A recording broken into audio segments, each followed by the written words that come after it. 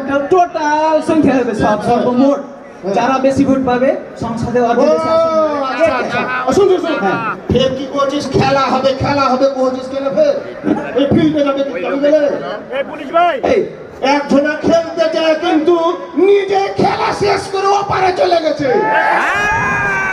খেলারি করে যদি কেউ খেলতে চাহে মুসলমান বাঁশের লাঠি তৈরি করো।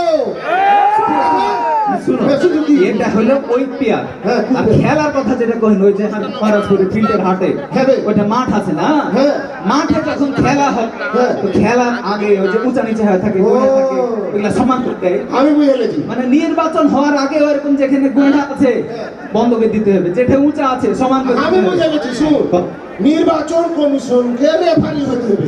একদম ঠিক কথা। খেলবে সব দল কাউরির সাথে যেন প্রশ্ন না করে। একদম আমি বুঝে গেছি নির্বাচন কমিশনকে